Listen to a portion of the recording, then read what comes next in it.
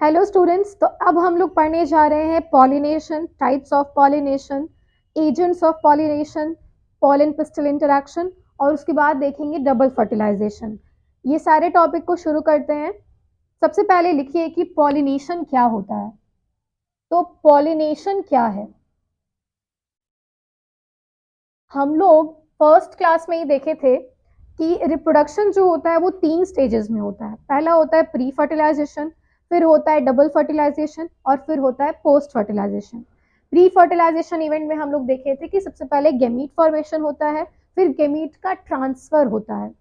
Mail और female अपने gametes बना लेते हैं और फिर उनका ट्रांसफर होता है फीमेल के पास। मेल गेमीट का ट्रांसफर होता है फीमेल गेमीट के पास और तब जाके उनका फ्यूजन होगा। फिर बाद में जाके उसके क्या होंगे, बच्चे बनेंगे। तो सबसे पहले हम लोग देखते हैं कि गेमीट कैसे बनता है, वो तो दिख चुके हैं। अब हम लोग उसका दूसरा स्टेप देखने जा रहे हैं कि ये गेमीट का ट्रांसफर कैसे होता है।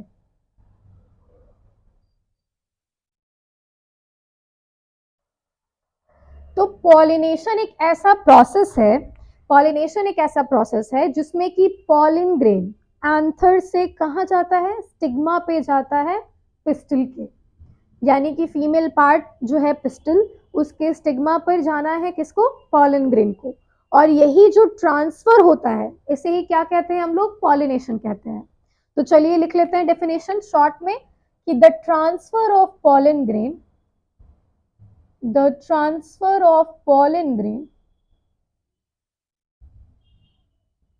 From anther to the stigma of a flower। ठीक है, स्टिग्मा ऑफ अ फ्लावर या स्टिग्मा ऑफ पिस्टल।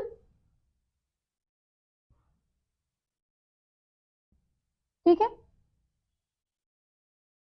सिंपली क्या है, स्टिग्मा तक जाना है, किसको जाना है, पॉलन ग्रेन को जाना है।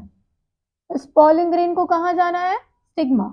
इसका अगर हम लोग एक शॉर्ट में डायग्राम बनाना चाहें तो कैसे बनेगा, ये रहा हमारा स्टिग्मा और ये रहा हमारा पॉलन ग्रेन, साथ ही में रहता है बहुत बार। तो ये हमारा हो गया एंथर, इसी में होता था पॉलन ग्रेन। इसी पॉलन ग्रेन का यहां आना, स्टिग्मा के पास आना, क्या कहलाता है ये process, pollen grain, pollination. Pollen grain से क्या हो गया, पॉलिनेशन। अभी देखिए ये जो है, जब कोई भी, ये तो डायग्राम हम लोग जनरल डायग्राम बनाए हैं पॉलिनेशन का, लेकिन पॉलिनेशन के 3 टाइप्स होते हैं। पॉलिनेशन के टाइप्स कितने होते हैं, तो पॉलिनेशन के 3 टाइप्स होते हैं। पहला होता है ऑटोगैमी, दूसरा होता है गाइटोनोगैमी और तीसरा होता है जेनोगैमी।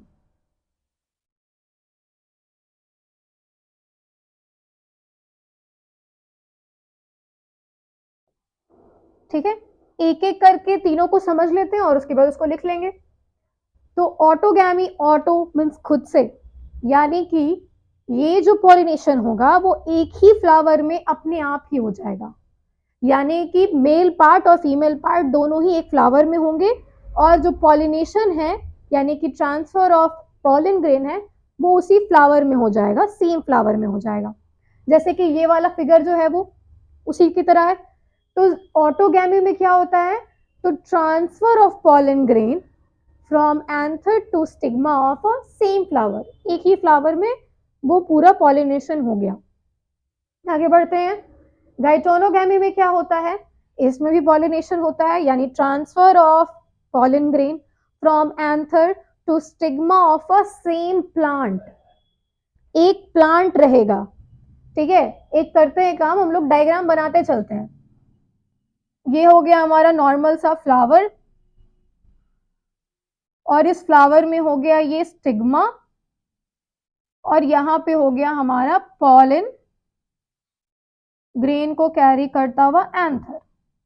अब यहीं से यहीं पे जो ये ट्रांसफर होगा पॉलन ग्रेन का, तो इसे क्या कहेंगे, ऑटोगैमी। लेकिन जब एक सेम प्लांट होगा, एक ये प्लांट है, इसमें यहाँ पे भी फ्लावर है, यहाँ पे भी फ्लावर है, और यहाँ पे भी फ्लावर है ना, पत्ते हैं। तो ये जो सेम प्लांट होगा, रूट्स हैं ये इसके, शूट सिस्टम, तो ये जो फ्लावर है यहाँ इसके पास क्या है, इसके पास भी पॉलन ग्रेन एंथर है, इसके पास भी पॉलन ग्रेन एंथर है। यहाँ से यहाँ पे ये जो होगा ट्रांसफर, क्या, transfer of pollen grain from anther to stigma of a same plant.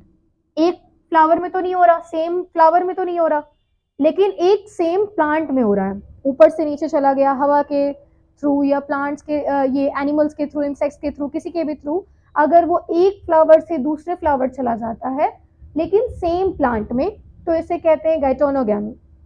और एक तरीके से ये क्या है, क्रॉस पॉलिनेशन ही है, क्रॉस हो रहा है, यानी एक का दूसरे फ्लावर के साथ पॉलिनेशन हो रहा है, तो इसको हम लोग क्रॉस पॉलिनेशन में भी डालते हैं। लेकिन यहाँ पे क्या है, सेम फ्लावर सेम प्लांट के फ्लावर में हो रहा है, तो क्या ये लोग जेनेटिकली डिफरेंट होंगे? नहीं होंगे, क्योंकि सेम प्लांट है, इसके पास जो होगा जीन होगा, जो भी इसके पास डीएनए होंगे वो सेम होंगे इसके पास भी, तो इसीलिए ये क्या होगा, जेनेटिकली आइडेंटिकल होगा। लेकिन ये क्योंकि एक फ्लावर से दूसरे फ्लावर में हुआ है, सेम फ्लावर में नहीं हुआ है, इसलिए इसको क्रॉस पॉलिनेशन भी, इसमें क्रॉस पॉलिनेशन का भी कुछ आइडेंटिटी, कुछ गुण आ जाता है। और यहाँ जेनोगैमी क्या है, तो ये कंप्लीटली क्रॉस पॉलिनेशन है। इसमें क्या होता है, तो transfer of anther from, transfer of pollen grain from anther to stigma of different plant. अब ये क्या है, ये एक इधर एक प्लांट रहेगा, इधर दूसरा प्लांट रहेगा, दोनों सेम स्पीशीज के ही होंगे तभी ये पॉसिबल है, ये भी आम का ही पौधा होगा, ये भी आम का ही पेड़ होगा, है ना। लेकिन अब ये मेरे घर के पास होगा और ये कुछ दूरी पे होगा, लेकिन सेम ही स्पीशीज का होगा, आम का ही होगा। दोनों प्लांट जो है वो तो डिफरेंट डिफरेंट प्लेसेस पे हैं, दोनों अलग अलग हैं। अब इसका जो फ्लावर है वो इसके फ्लावर के साथ फ्यूजन करेगा। मान लो यहाँ से पॉलन ग्रेन उड़ के यहाँ आ गया, तो जब डिफरेंट प्लांट्स में हो तो इसे क्या कहेंगे, जेनोगैमी। जब सेम प्लांट में हो लेकिन डिफरेंट फ्लावर्स में हो तो इसे कहेंगे गाइटोनोगैमी। और जब सेम ही प्लांट में हो और सेम ही फ्लावर में हो तो इसे क्या कहेंगे, ऑटोगैमी। लिख लेते हैं हम लोग सभी के डेफिनेशंस को।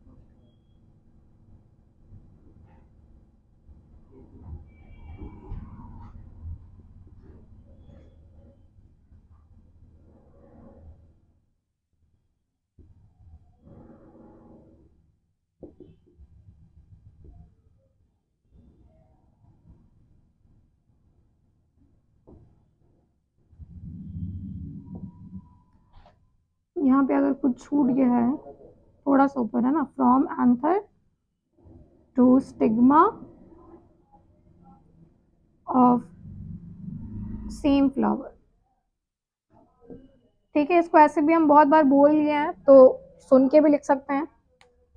अब हम लोग क्या, एग्जाम में क्वेश्चन आता है ज़्यादातर कि गाइटोनोगैमी और जेनोगैमी में डिफ्रेंशिएट कीजिए। तो पहला डिफरेंस तो यही हो गया कि ये एक प्लांट में ही होता है और ये डिफरेंट प्लांट के बीच होता है। दूसरा खास बात क्या हो जाएगा लिखने वाला पॉइंट्स में कि ये जो है इसके जो प्रोडक्ट होंगे, इसके जो जाइगोट बनेंगे वो क्या होंगे जेनेटिकली, ये दोनों जो होंगे, ये एंथर और ये जो स्टिग्मा होगा, ये जेनेटिकली क्या होंगे सिमिलर होंगे, सेम होंगे ना, क्योंकि ये तो सेम ही प्लांट का है, सारा पार्ट्स बॉडी पार्ट्स तो सेम ही है। लेकिन यहाँ पे क्या होगा सेम होगा, भले ही ये सेम स्पीसीज का क्यों ना हो जाए, बट यहाँ डिफरेंट होगा। तो यहाँ पे क्या होगा, ये जेनेटिकली डिफरेंट हो जाएंगे, जेनेटिकली डिफरेंट, और ये क्या होंगे जेनेटिकली आइडेंटिकल हो जाएंगे। ठीक है, उसके बाद अभी हम लोग शॉर्ट में देखते हैं कि एजेंट्स ऑफ पॉलन ग्रेन। तो एजेंट्स ऑफ पॉलन ग्रेन से एजेंट्स ऑफ पॉलिनेशन, तो एजेंट्स ऑफ पॉलिनेशन से भी क्वेश्चन आता है, एजेंट्स ऑफ पॉलिनेशन। तो एजेंट्स ऑफ पॉलिनेशन जो है वो दो तरीके के होते हैं, एक होते हैं एबायोटिक और एक होते हैं बायोटिक।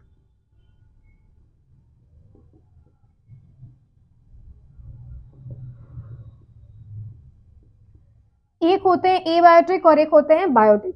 अब एबायोटिक क्या है, तो ये नॉन लिविंग थिंग होगा,